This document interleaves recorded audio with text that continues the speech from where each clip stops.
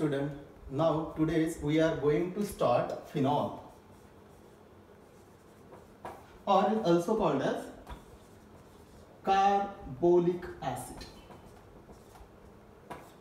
Okay. Now first of all we have to study what is phenol or define phenol. So phenol means the compound or the organic compound in which one of the OH functional group is directly attached to benzene ring, called as phenol. Okay, now you have to also know that phenol means what? Phen means benzene ring and OL for OH group. So what is phenol? Okay, it is one of the Greek words. Phen means benzene and OL means OH group. So phenol means the benzene which containing OH group or OH group is directly attached to benzene ring, called as phenol. It also called as carbolic acid because it is neutralized bases. So called as carbolic acid. Actual मध्ये काय असते, बरेचदा जेव्हा तुम्ही नीट जेईसीईटी किंवा board पाहता तर त्याच्यामध्ये method of preparation of phenol असेल किंवा बाकीच्या ज्या प्रॉपर्टीज आहेत फिनॉलच्या त्या कोणत्या नावाने विचारल्या जातात, कार्बोलिक ऍसिड. जसं आपल्याला म्हणायचं असेल की व्हॉट इज फिनॉल तर त्याच्याऐवजी विचारतात what is carbolic acid. So हे नाव तुमच्या लक्षात असणे आवश्यक आहे. Phenol is also called as carbolic acid.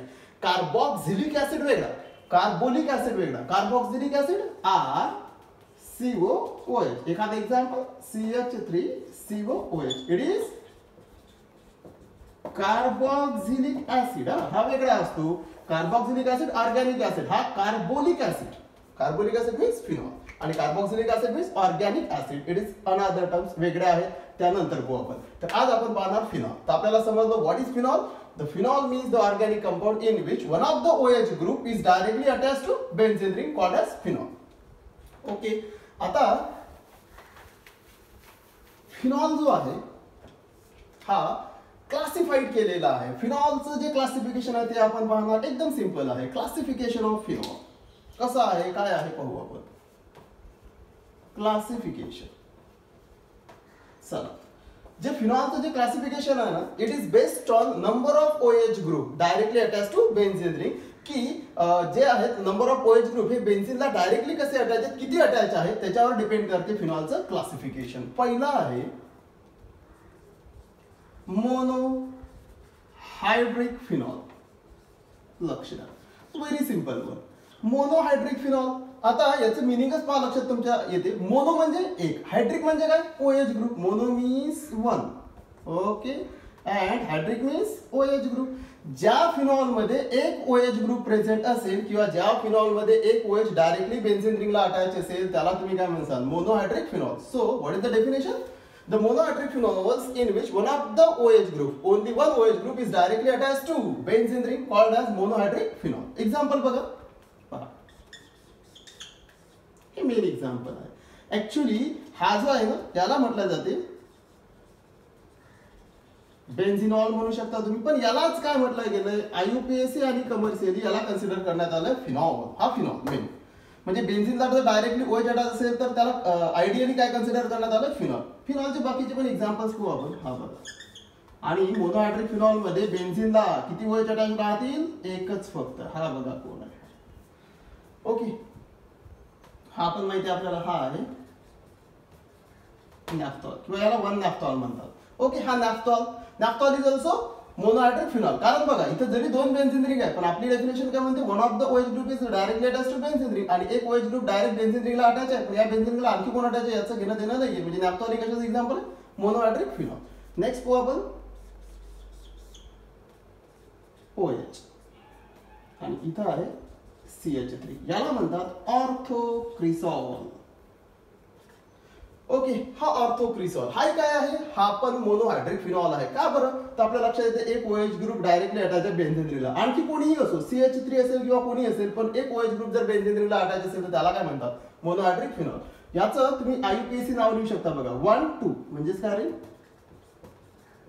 हा बघा एक नंबर नंबरिंग करावी लागते ना IUPAC मध्ये. सो 1 2 2 मिथिल हा कोण आहे, फिनॉल. हेही कशाचं एक्झाम्पल झालं बघा, orthocresol. It is the example of okay monohydric phenol. Next example घेऊ आपण बघा.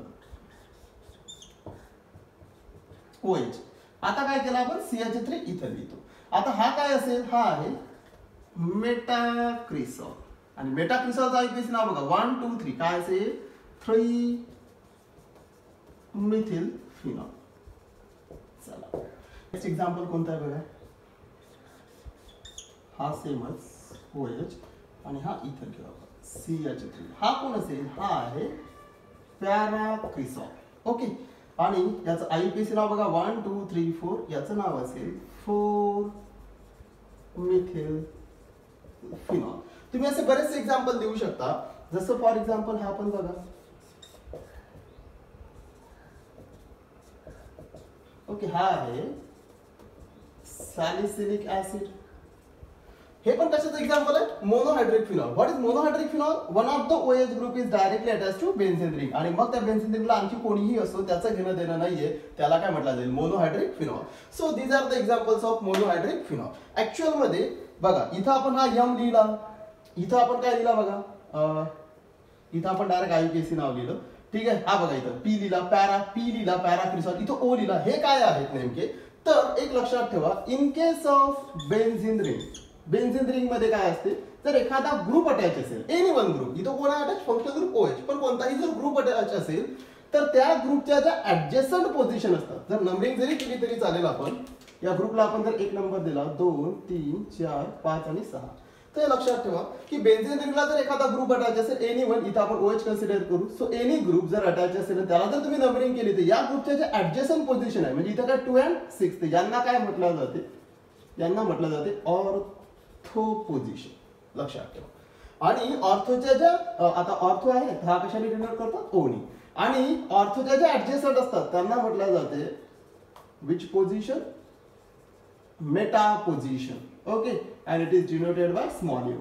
आणि नेक्स्ट जे आहे, जो ग्रुप अटॅच असतो त्याचे जे अपोजिट असते किंवा मेटाच्या जी लगतची असते बॉटम साइडची, ही राहते कोणती position, it is para position denoted by small p. ते लक्षात ठेवा. जर एखादी बेन्झीन रिंग असेल आणि बेन्झीन रिंगला जर एखादा ग्रुप अटॅच असेल तरच या तुम्ही पोझिशन देऊ शकता. असा हा ग्रुप जर इथं आहे, सपोज कन्सिडर करा अशी जर बेन्झीन रिंग असेल फॉर एक्झाम्पल, आणि समजा एखादा ग्रुप इथं अटॅच आहे, मेन फंक्शनल ग्रुप म्हणा किंवा जो ग्रुप अटॅच असेल, हे लक्षात ठेवा. याच्या ऍडजस्टंट कोणते झालं, आता ह्या पोझिशन झालं, म्हणून ह्या काय आहे ऑर्थो, ही कोणती झाली मेटा, आणि ही कोणती आहे पॅरा पोझिशन. म्हणजे ह्या ज्या पोझिशन असतात हे या मेन जो ग्रुप असतो फंक्शनल ग्रुप, याला कन्सिडरेशन करून त्या पोझिशन आलेल्या असतात. हे बघा हा OH आहे, हा OH म्हणजे ग्रुप आहे, आणि हा CH3 कोणत्या पोझिशनवर गेला, ऑर्थो, म्हणून याला काय म्हटलं गेलं, ऑर्थोक्रिसॉल. ओके. बघा हा OH जर ग्रुप कन्सिडर केला Z, हा CH3 कुठे गेला M, म्हणजे कोणत्या पोझिशनवर आला, मेटा पोझिशन आहे का बघा, आहे. आणि हा OH जर तुम्ही ग्रुप कन्सिडर केला तर हा CH3 कुठे गेला, हा गेला पॅरा पोझिशन, सो पॅराक्रिसॉल. सो हे एक नोमेनक्लेचरची सिस्टीम असते की ऑर्थो मेटा पॅरा केव्हा वापरायचं. तर लक्षात ठेवा, बेन्झीनचा जर एखादा ग्रुप असेल तर त्याच्यानुसार हे तुम्ही ऑर्थो मेटा आणि पॅरा बेन्झीन रिंगला तिथं अप्लाय करू शकता. पण लक्षात ठेवा one of the group is present. जर तुम्ही म्हणसाल क्लिअर फक्त बेन्झीन रिंग आहे, तर फक्त बेन्झीन रिंगला हे जे कार्बन असतात हे टोटल कार्बन सारखेच असतात, याच्यामध्ये कोणताही ऑर्थो, कोणताही मेटा आणि कोणताही पॅरा नसतो. जर याला एखादा ग्रुप अटॅच असेल तरच याच्या पोझिशन द्यायच्या. ओके. हे झालं कशाचे एक्झाम्पल, मोनोहायड्रिक फिनॉल. आणि मोनोहायड्रिक फिनॉल म्हणजे आपल्याला माहिती आहे का. नेक्स्ट पाहू आपण डायहायड्रिक फिनॉल कशाला म्हणतात. बघा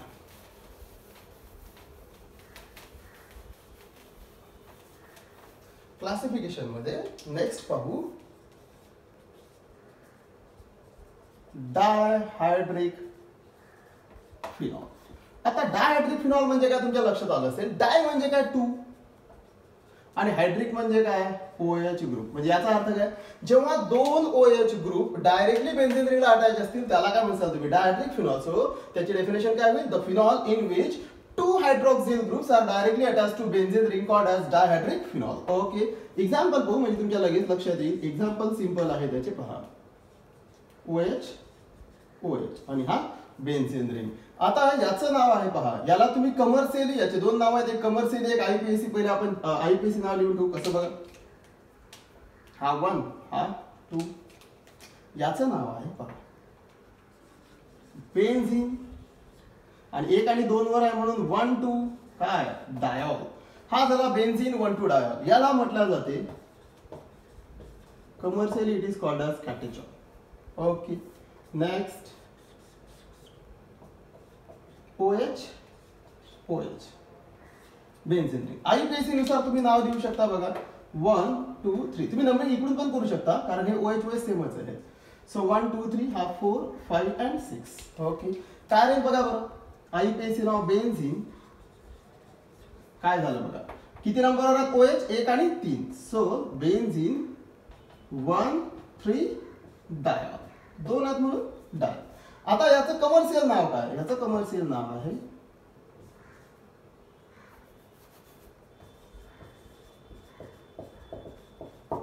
commercially called as resorcinol. Okay, next one OH and OH. हा कोण आहे. हा आहे आता आपण नाव पहिले नंबरिंग देऊ IUPAC नुसार. So 1 2 3 4 5 and 6. इकडे ते नंबरिंग केली तरी काही फरक नाही. 1 2 3 4 येतो आणि इथून जरी नंबरिंग स्टार्ट केली तरी बघा 1 2 3 4. सो कोणीही साईडला नंबरिंग देऊ शकता. कोणीही OH पासून सुरुवात करू शकता. चला इथे याचं नाव काय आहे IUPAC. हा बेन्झीन. ओके आणि किती नंबरवर OH 1 and 4. सो 1 4 आणि काय डायॉल. हा झाला बेन्झीन 1 4 डायॉल. याचं कमर्शियल नाव काय आहे. कमर्शियल नाव आहे याचं commercially is called as quinol. Okay म्हणजे बघा तुम्हाला हे नाव लक्षात ठेवायचे ना. हे कमर्शियल नाव पण विचारल्या जाऊ शकतात एखाद्या वेळेस. तर हा काय IUPAC ला एकदम सिंपल आहे. Benzene 1 2 diol also called as catechol. Benzene 1 3 diol resorcinol and benzene 1 4 diol called as quinol. आता तुम्ही याला आणखी पण काय म्हणू शकता बघा. हे दोघं एकमेकांच्या कोणत्या पोझिशनवर आहेत ऑर्थो. हा आणि हा एकमेकांच्या कोणत्या पोझिशनवर आहेत मेटा आणि हा एकमेकांच्या कोणत्या पोझिशनवर आहेत पॅरा पोझिशन. ओके आणि हे कशाचे एक्झाम्पल आहे सर्व डायहायड्रिक फिनॉल. का बरं डायहायड्रिक फिनॉल. तर 2 OH किंवा 2 OH काय कशाला डायरेक्टली अटॅच दिसतात आपल्याला benzene ring. So it is dihydric phenol. Okay next पाहू आपण. नेक्स्ट आहे ट्रायहायड्रिक फिनॉल. काय असतो हा पाहू बरं. नेक्स्ट आहे ट्रायहायड्रिक फिनॉल.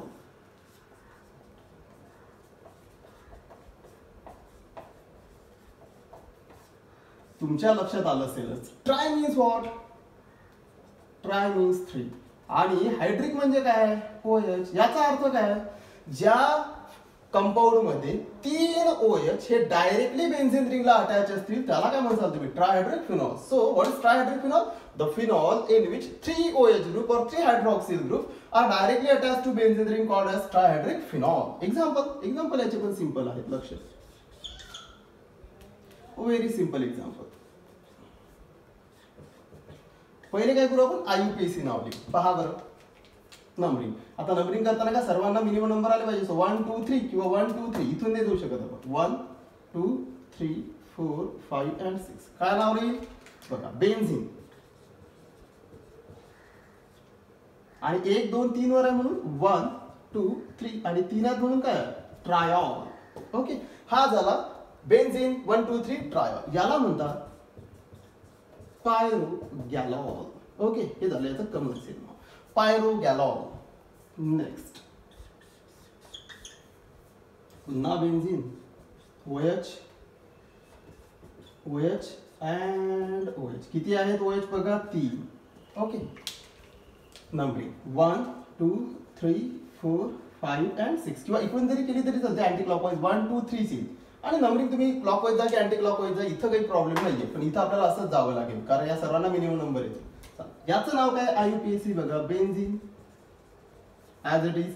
आणि आता OH ग्रुप किती नंबर आहेत 1 3 and 5. सो 1 3 5 3 आहेत म्हणून ट्रायॉल. याला काय म्हटलं जाते. हा आहे it is called as fluoroglucinol. It is pyrogallol. It is fluoroglucinol. आणि नेक्स्ट आहे लक्ष पहिले याचं IUPAC नाव लिहू आपण. काय राहील बघा बरं नंबरिंग 1 2 3 4 5 6. सर्वांना मिनिमम नंबर आला पाहिजे. इथं आपण राईट साइडने क्लॉकवाईजच जावं लागेल असे नाही जाणार आपण. याचं नाव काय बघा बेन्झीन आहे. आता नंबर 1 2 आणि 4. सो 1 2 and 4 आणि 3 आहेत म्हणून काय ट्रायॉल. So benzene 1 2 4 ट्रायॉल. इथं काय होतं बेन्झीन 1 3 5 ट्रायॉल. इथं काय बेन्झीन 1 2 3 ट्रायॉल. ओके याचं नाव काय आहे. याचं नाव आहे हायड्रॉक्सी क्युनॉल. लक्ष द्या, याच्या अगोदर आपण क्युनॉल पाहिला. क्युनॉल कसा होता? हा डायहायड्रिक मध्ये. बरं, हा कोण आहे? हा क्युनॉल होता. आणि बघा हा कोण आहे? क्युनॉल. पण याच्यामध्ये एक कोणता ग्रुप आला? OH group. म्हणून हा काय झाला? हायड्रॉक्सी क्युनॉल. OH OH म्हणजे दोघे एकमेकाच्या पॅरा पोझिशनवर. क्युनॉल, हा क्युनॉल आहे. आणि इथं एक हायड्रॉक्सी ग्रुप आणखी आहे, कारण हा ट्रायहायड्रिक आहे म्हणून काय झाला? हायड्रॉक्सी क्युनॉल. तर हे झाले एक्झाम्पल. बघा व्हेरी सिंपल. पण 3 OH आहेत, इथे 3 OH आहेत, इथे 3 OH आहेत, म्हणून हा काय झाला? Trihydric phenol. So phenol is classified into monohydric, dihydric and trihydric phenol.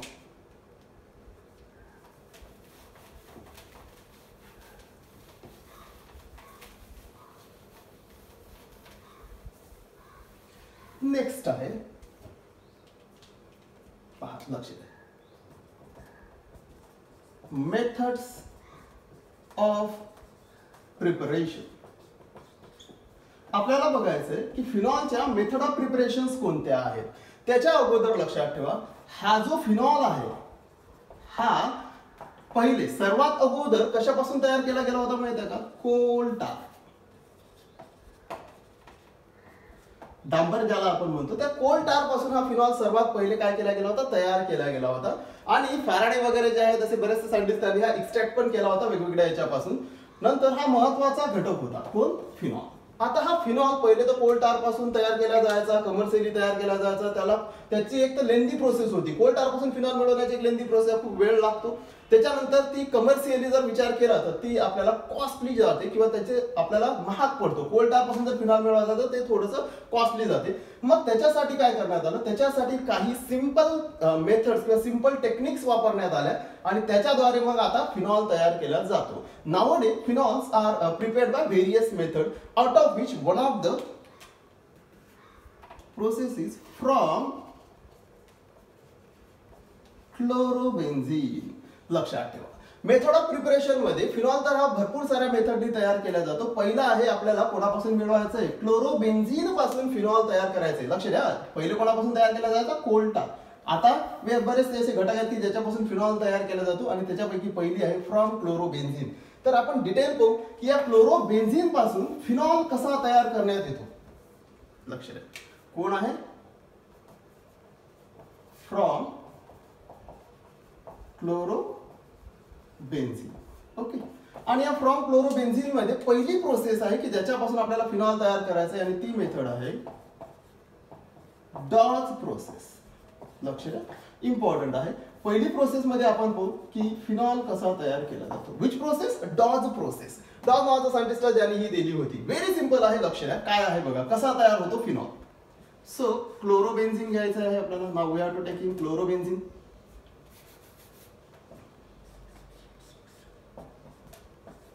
Now it reacts with NaOH. याला कोणासोबत रिॲक्ट करा? NaOH. हा कोण आहे? Sodium hydroxide. Now it require, लक्ष द्या, याला तुम्हाला टेम्परेचर आणि बाकीच्या गोष्टी द्याव्या लागतात. It require 623 kelvin temperature and 300 ATM pressure. लक्ष द्या, तुम्हाला क्लोरोबेन्झीन कोणासोबत रिॲक्ट करायचंय? Sodium hydroxide at about 623 kelvin temperature आणि 300 ATM प्रेशर. टेम्परेचर आणि प्रेशर दोन्ही इथं अप्लाय करायचे असतात. आपल्याला मिळतो ONA, that is sodium phenoxide. कोण मिळाला? Sodium phenoxide. म्हणजे पहा, तुम्ही जर क्लोरोबेन्झीन घेतला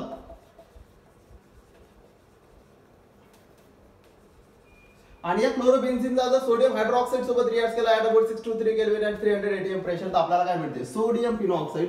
now it reacts with dilute HCl. याला तुम्ही डायल्यूट HCl सोबत रिॲक्ट करा.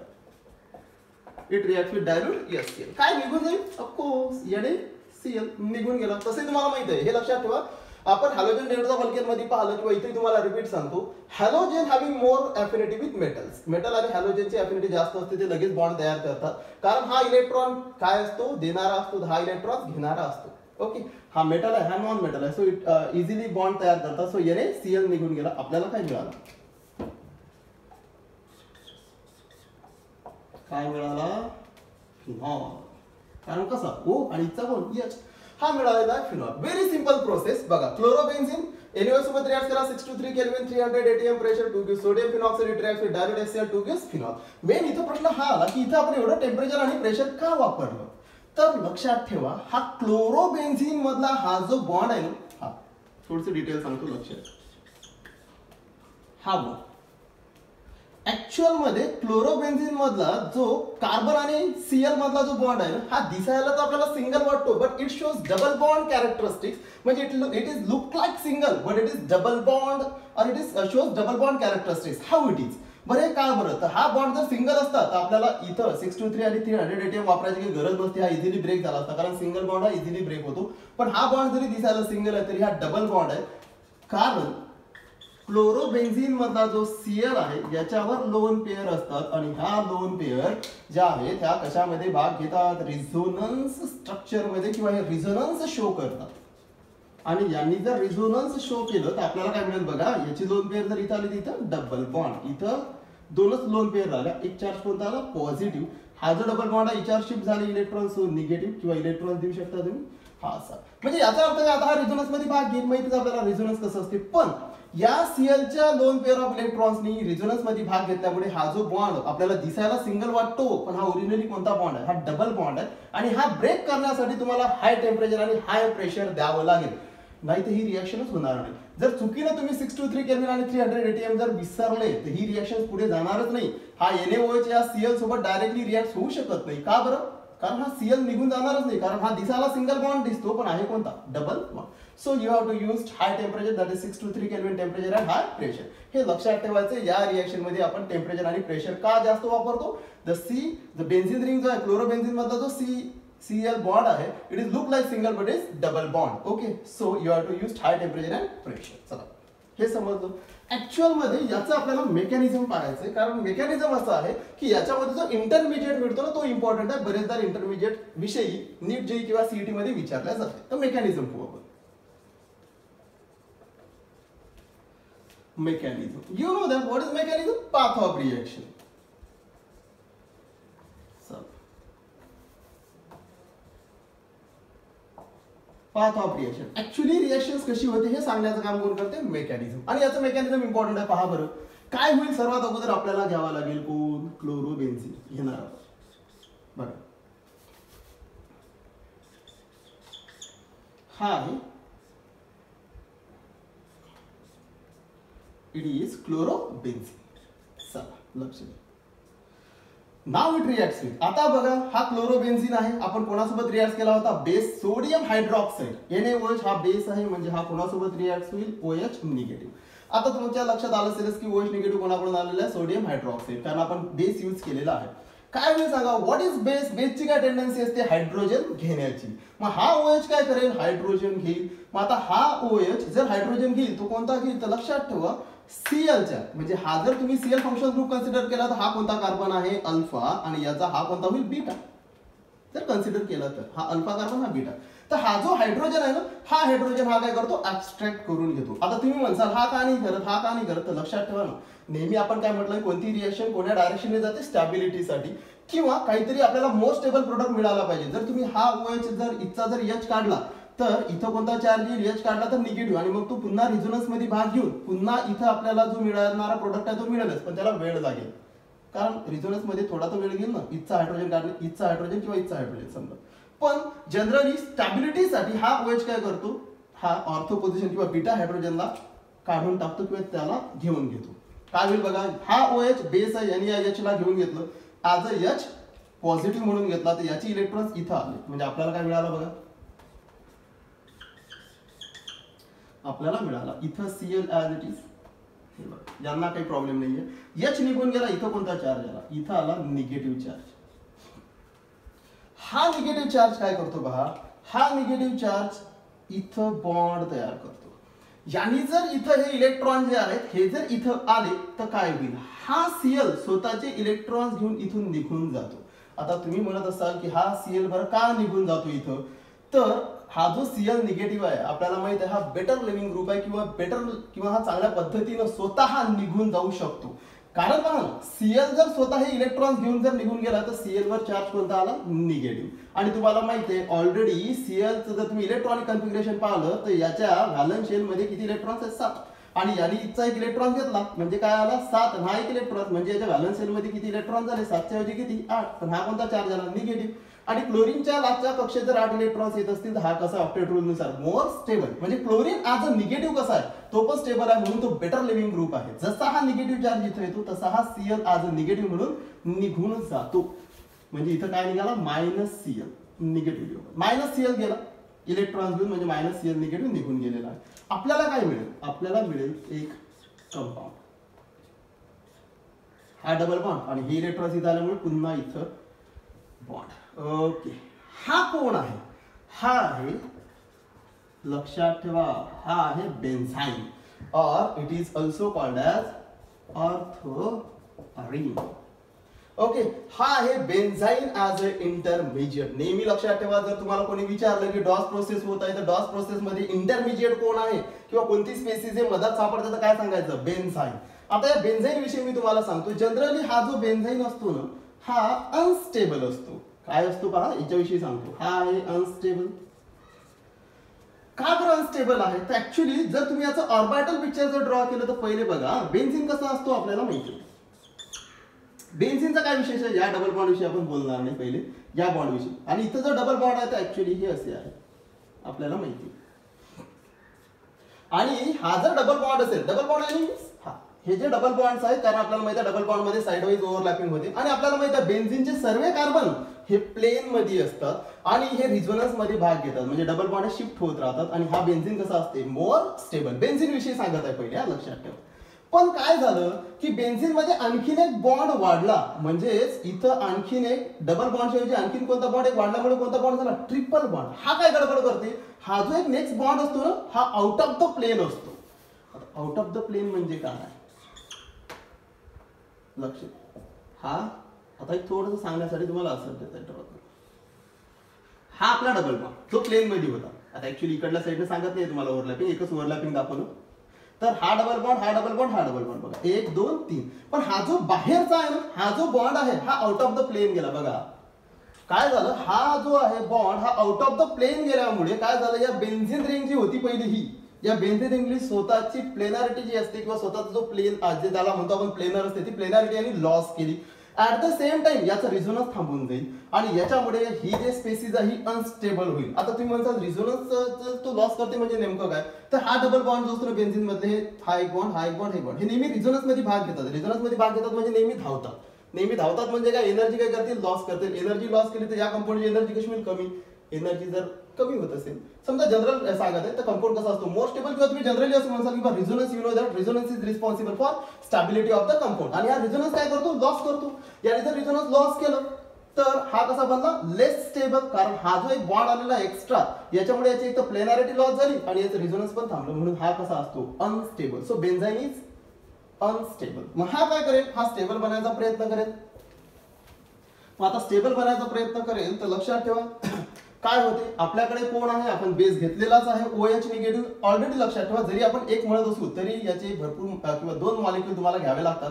तर OH निगेटिव्ह आहे. इथं पण काय असते, बेस ऍक्ट होते OH निगेटिव्ह. पण इथचा जो OH निगेटिव्ह आहे हा काय करतो, हा हायड्रोजन न घेता हा अटॅक करतो. आणि जो OH निगेटिव्ह अटॅक करते तो काय असेल, लक्षात ठेवा, OH निगेटिव्ह अटॅक करेल, इट इज न्यूक्लिओफाइल. आणि हा अटॅक करेल इथं बघा, OH निगेटिव्हने केला अटॅक, कारण हा अनस्टेबल आहे. हा अनस्टेबल आहे, हा स्टेबल बनायचा प्रयत्न करत लगेच OH निगेटिव्ह काय करतो, इथं याच्यावर अटॅक करतो. याच्यावर अटॅक झाला तर पुन्हा लक्षात ठेवा काय होईल, हा जो आहे बॉन्ड हा याच्यावर काय होईल, शिफ्ट होईल.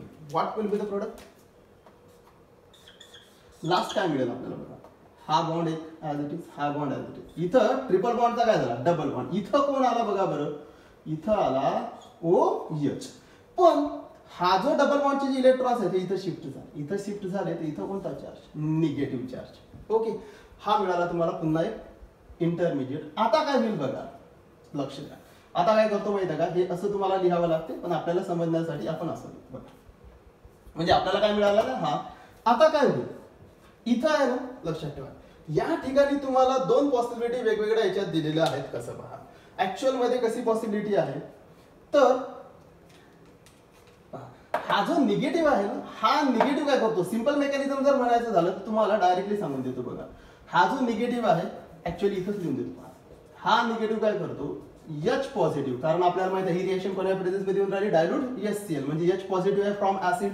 जर तुम्ही H पॉझिटिव्हच्या प्रेझेन्स मध्ये किंवा इथं HCl जर घेत असाल तर इथं H पॉझिटिव्ह येणार. हा निगेटिव्ह चार्ज काय करतो, या H पॉझिटिव्हवर अटॅक करतो आणि आपल्याला फायनल प्रोडक्ट मिळतो. काय आपला फायनल प्रोडक्ट आहे हा बघा, निगेटिव्ह आणि हा H पॉझिटिव्ह, म्हणजे याची व्हॅलन्सी कंप्लीट झाली. हा कोण आहे, OH, आणि हा कोण मिळाला आपल्याला,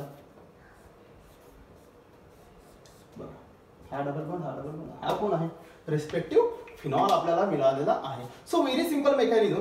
पण या होल मेकॅनिझम मध्ये फक्त तुम्हाला एकच लक्षात ठेवायचं आहे, मेकॅनिझम हे कोणा थ्रू जाते, बेन्झाईन थ्रू जाते किंवा ऑर्थो अराईन थ्रू जाते. कारण बऱ्याचदा विचारला जाते डॉस प्रोसेस मध्ये इंटरमिजिएट कोण असते, सो इट इज बेन्झाईन. हा अनस्टेबल असतो, मग याच्यावर OH अटॅक करते आणि आपल्याला रिस्पेक्टिव्ह काय मिळतात, OH अटॅक करेल आणि H प्लस म्हणजे ऍसिड मधला H प्लस घेऊन आपल्याला काय मिळेल, रिस्पेक्टिव्ह फिनॉल.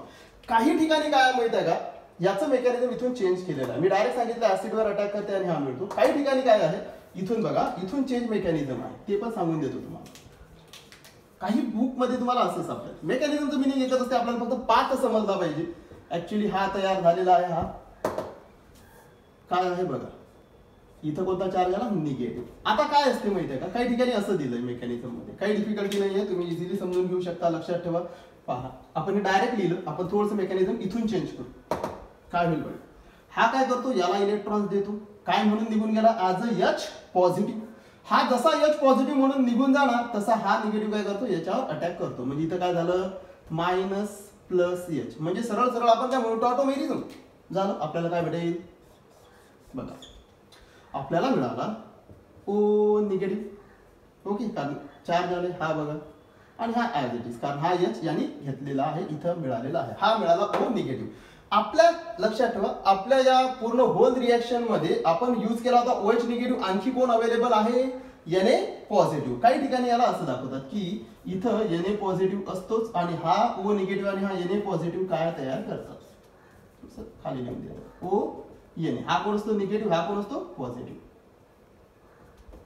ओके, म्हणजे जो आपला इंटरमिजिएट होता ना, की हा कसा मिळाला, तर हा असा, हा ON, that is sodium phenoxide. Now it reacts with, पुन्हा सेमच कोण, now it reacts with dilute HCl. पुढे डायरेक्ट डायल्यूट HCl काय निघून जाईल, NaCl, आणि हा H इथं काय मिळाला, रिस्पेक्टिव्ह फिनॉल. म्हणजे तुम्हाला हा ऍसिड वापरावाच लागला. म्हणजे तुम्ही काय करा माहिती का, डायरेक्ट असं H पॉझिटिव्ह घेऊन हे मेकॅनिझम सांगा, किंवा याला वेगळं घेऊन असं पण बऱ्याचशा बुक मध्ये मेकॅनिझम दिलेलं आहे. म्हणजे बघा काय झालं, H नी इलेक्ट्रॉन्स O ला दिला, O वर चार्ज आला निगेटिव्ह, आणि याच्यावर H प्लस आल्यामुळे, कारण याने इलेक्ट्रॉन्स ऑक्सिजनला दिले, तर H वर कोणता चार्ज आला, पॉझिटिव्ह. लगेच या निगेटिव्हने काय केलं, याच्यावर अटॅक केला आणि याला घेऊन घेतलं. काय झालं, मायनस प्लस H मीन्स टॉटोमेरिझम. आपल्याला मिळाला इंटरमिजिएट. आपल्याला माहित आहे या रिएक्शन मिक्सचर मध्ये Na पॉझिटिव्ह प्रेझेंट आहे, म्हणून O निगेटिव्ह आणि Na पॉझिटिव्ह शोज काय दाखवतील, फोर्स ऑफ अट्रॅक्शन. त्याच्यामुळे काय तयार होईल, इट इज फिनॉक्साइड. हा, आणि या सोडियम फिनॉक्साइडवर डायल्यूट HCl ची रिएक्शन केली तर काय मिळाला, फिनॉल. म्हणजे आहे ते सेमच प्रोसेस, ती तुम्ही डायरेक्ट सांगा किंवा असेल, मिनिंग एकच आहे, काय मिळेल, फिनॉल मिळेल. पण या होल रिएक्शन्स मध्ये मेन इंटरमिजिएट कोण आहे लक्षात ठेवा, benzyne as a intermediate. So it is Dow's process, very simple.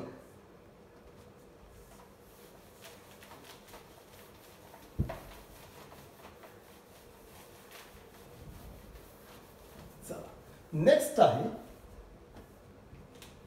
आता काय पहा, ज्या प्रोसेसचं मेकॅनिझम सांगायचं असेल ते महत्वाचं असेल ते सांगू आपण. प्रत्येकाचं मेकॅनिझम घेणे पॉसिबल होत नाही. So B next is Raschig method. काय Raschig method from chlorobenzene, it is very simple one.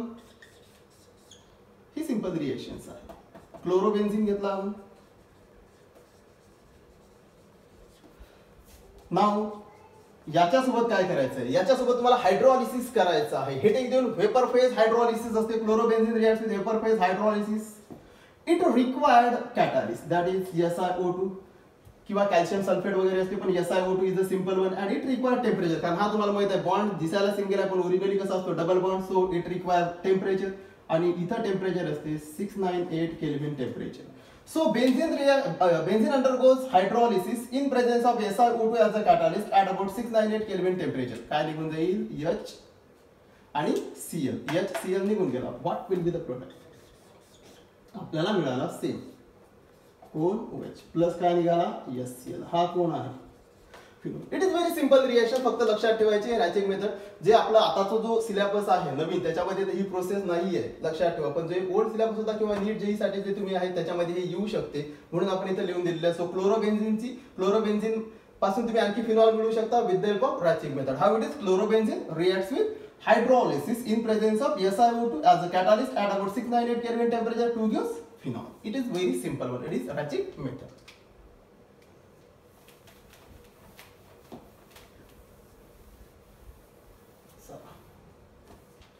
Next आहे सेकंड मेथड पाहू आपण. हे कोणती झाली फ्रॉम क्लोरोबेन्झिन. नेक्स्ट पाहू आपण from cumene. It also called as isopropyl benzene. त्याला आयसोप्रोपिल बेन्झिन पण म्हणतात.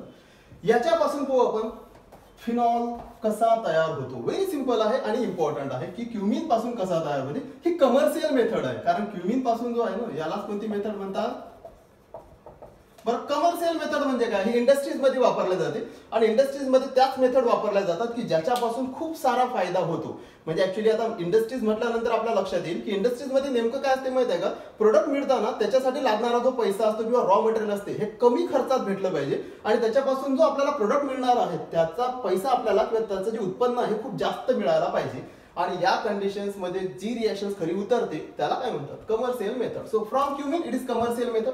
आता काय आहे कशी असते सिंपल आहे बघा. आपल्याला काय घ्यावा लागतो,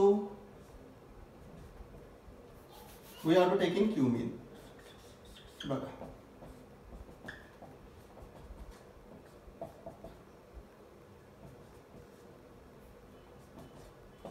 हा आहे क्युमिन, कमर्शियल नाव आहे याचं. इट ऑल्सो कॉल्ड एज बघा आयसोप्रोपिल आणि हा कोण बेन्झिन. तुम्ही याचं आयपीसी नाव लिहू शकता बघा. क्युमिन झालं, आयसोप्रोपिल बेन्झिन हे कॉमन नाव झालं. आयपीसी नाव काय असेल, आयपीसी नाव असेल बघा 1 2 3 2 फिनिल आणि प्रोपेन. सो 2 फिनिल प्रोपेन म्हणा बघा 1 2 3 2 फिनिल प्रोपेन म्हणा, क्युमिन म्हणा किंवा आयसोप्रोपिल बेन्झिन म्हणा. Okay now it undergoes oxidation. याच्यावर ऑक्सिडेशन होणार आहे. ऑक्सिडेशन कोणाच्या प्रेझेन्स मध्ये होते तिथं कॅटलिस्ट वापरावा लागतो cobalt नॅफ्थॅलेट at about 4 to 3 Kelvin temperature. Very simple one. Cumin undergoes oxidation in presence of cobalt naphthalate and 4 to 3 Kelvin temperature. Cobalt naphthalate is a catalyst. किंवा ही रिएक्शन्स काय माहिती आहे का फ्री रॅडिकल मेकॅनिझम थ्रू जाते. तुम्ही काय वापरू शकता, you have to use UV light किंवा सिंपल काय म्हणू शकता HNO. ठीक आहे HNO च्या प्रेझेन्स मध्ये पण होते. So cobalt naphthalate 4 to 3 kelvin temperature catalyst घ्या किंवा मग जर फ्री रॅडिकल मेकॅनिझम आहे तर HNO वापरा.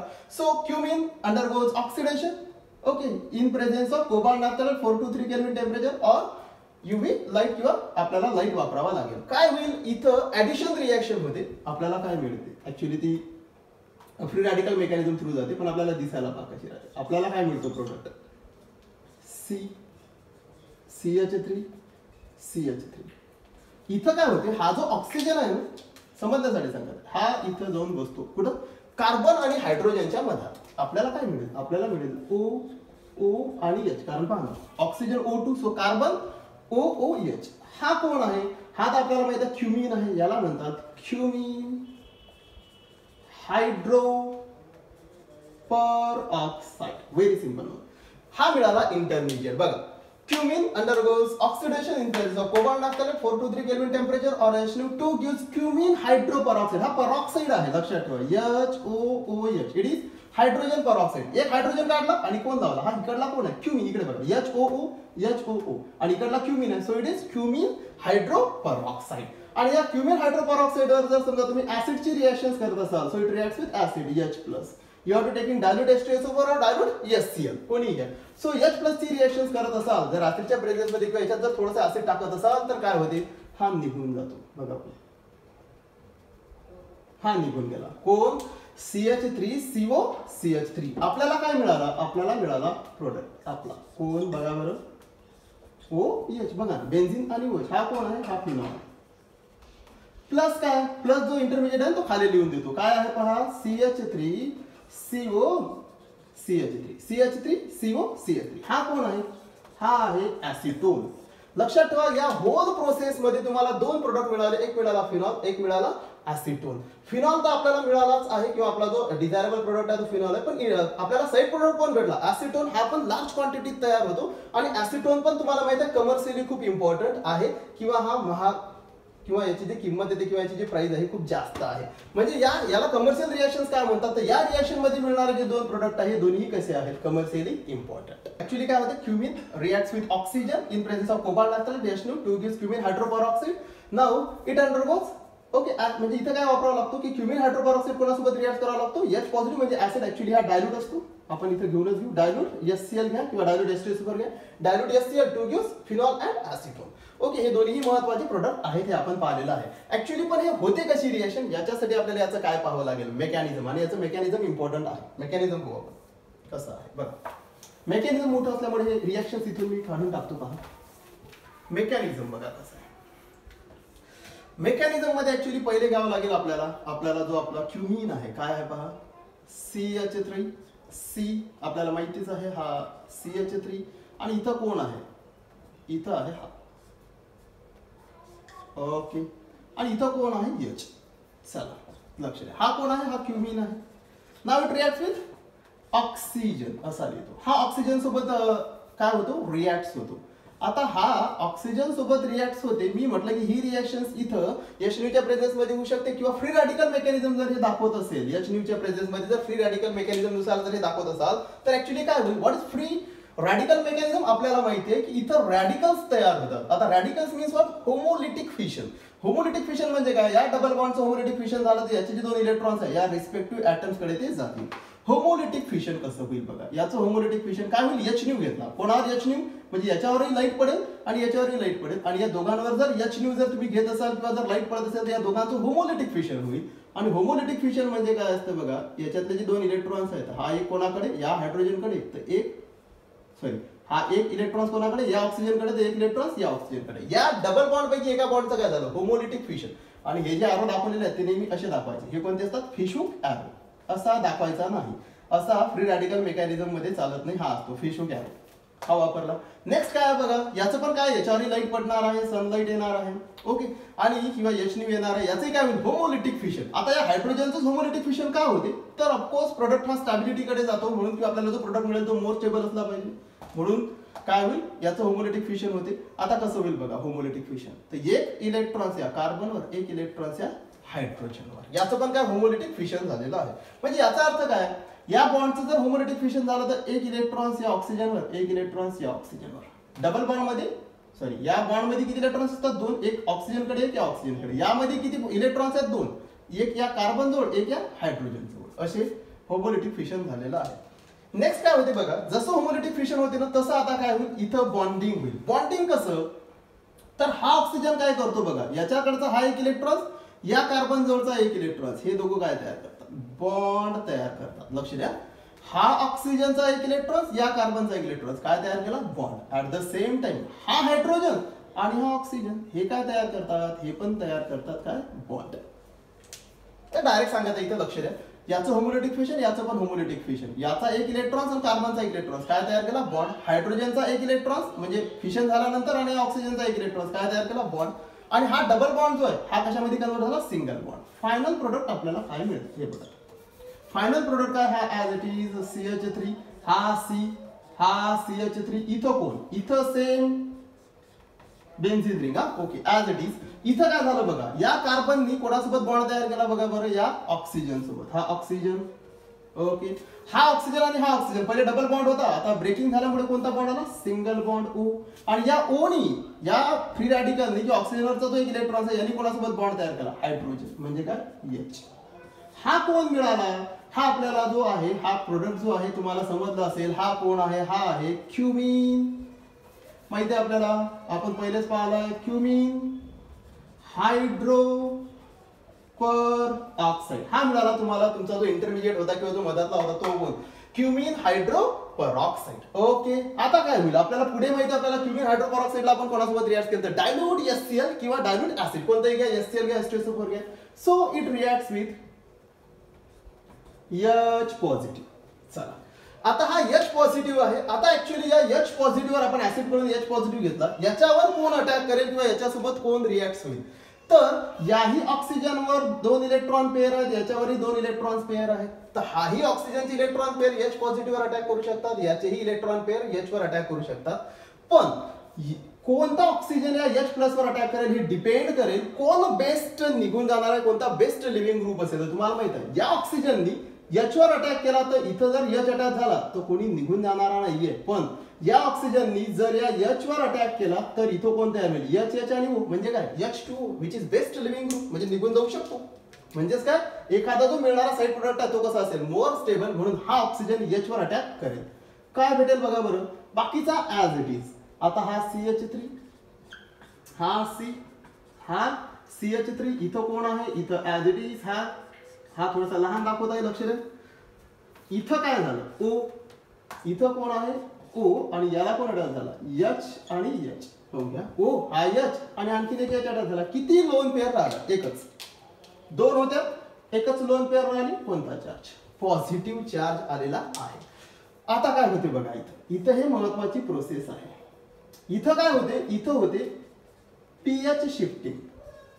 शिफ्टिंग म्हणजे काय, हा पीएच काय करते, स्वतःचे इलेक्ट्रॉन घेऊन पुढे जातो. काय होते या केस मध्ये, हा जो बेन्झीन रिंग आहे, ही बेन्झीन रिंग किंवा फिनिल ग्रुप याला म्हणतो आपण. पीएच म्हणजे हे जे फिनिल आहे, हे काय करते, या स्वतःच्या बॉन्डेड इलेक्ट्रॉन सहित काय करते माहित आहे का, या कार्बन जोडून या ऑक्सिजनवर शिफ्ट होते. आणि जसा हा बेन्झीन किंवा हे फिनिल रिंग ऑक्सिजनवर शिफ्ट होते, हा ऑक्सिजन काय करतो, ऑफकोर्स पॉझिटिव्ह चार्ज इलेक्ट्रॉनची गरज आहे, लगेच हा काय करतो, इथचे इलेक्ट्रॉन घेऊन ऍज अ H2O म्हणून निघून जाते. आपल्याला फायनल प्रोडक्ट काय मिळतो, लक्ष द्या.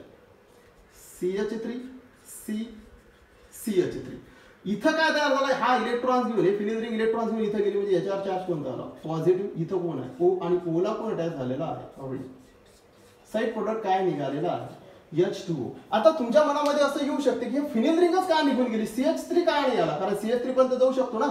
तर नेहमी लक्षात ठेवा की फिनिल रिंग हे बेस्ट काय असतं माहित आहे का, लिव्हिंग किंवा बेस्ट काय म्हणतो आपण त्याला, निघून जाणारा ग्रुप असतो कोणापेक्षा, CH3 पेक्षा. जर तुम्ही ऑर्डर पाहिला की कोण बेस्ट लिव्हिंग ग्रुप असतो किंवा निघून जातो, तुमच्या लक्षात येईल फिनिल हा चांगल्या पद्धतीने निघून जातो. आणि निघूनही का जाईल बरं, हा फिनिल रिंग जे आहे हे इथून या O वर जर निघून जात असेल तर या ऑक्सिजनवर अपोज कोण आहेत, इलेक्ट्रॉन पेअर, आणि याला रेझोनन्स स्टॅबिलाइज कोण करेल, हे बेन्झीन रिंग.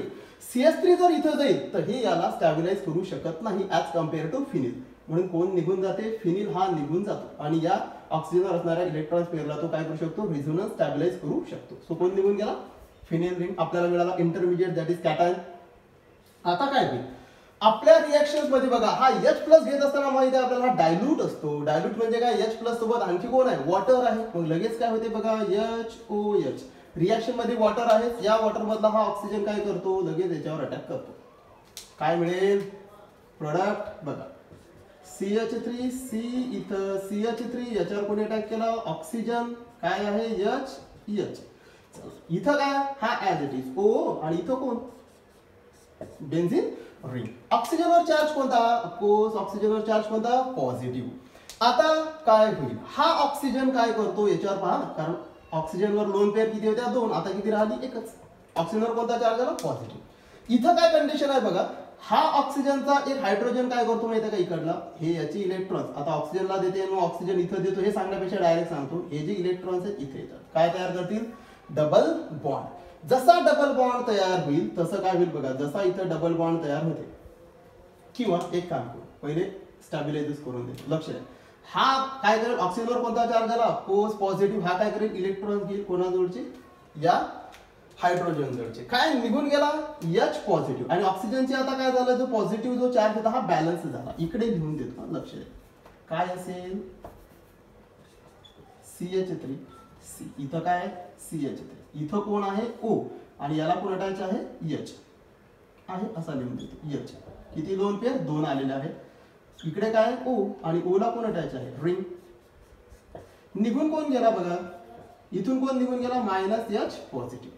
आता काय होते बघा, या केस मध्ये हा जो ऑक्सिजन आणि हायड्रोजन मधला जो बॉन्ड आहे, ऑक्सिजन आणि हायड्रोजन मधला, याचे इलेक्ट्रॉन्स इथे जातात. इथं काय तयार करेल, डबल बॉन्ड. डबल बॉन्ड जर झाले तर कार्बनची व्हॅलन्सी किती, 1 2 3 4 ऑलरेडी आहे. हा बॉन्ड किती झाली, 5. लगेच हा हे जे इलेक्ट्रॉन्स आहेत हे कोणावर जातात, ऑक्सिजनवर. आता ऑक्सिजनवर कोणता चार्ज आला, निगेटिव्ह. पण या ऑक्सिजनवर निगेटिव्ह, या हायड्रोजनवर काय, पॉझिटिव्ह. लगेच हे ऑक्सिजन कोणावर अटॅक करतात, हायड्रोजनवर अटॅक करतात. What will be the final product, लक्ष द्या. CH3C, इथं कोणता बॉन्ड आला, डबल बॉन्ड, असा लिहितो डबल बॉन्ड. याला कोण अटॅच आहे, CH3 प्लस. बघा फिनिल म्हणजे बेन्झिन, ऑक्सिजन आणि ऑक्सिजनला कोण अटॅच झाला, OH. म्हणजे कोणता प्रोडक्ट, दॅट इज फिनॉल. बघा आणि हा कोण आहे, आपला final product, that is acetone. बघा हे आहे all about mechanism of cumin. Cumin पासून तुम्ही कसा मिळवला ॲसिटोन आणि फिनॉल, हे सर्व मेकॅनिझम आहे. ओके.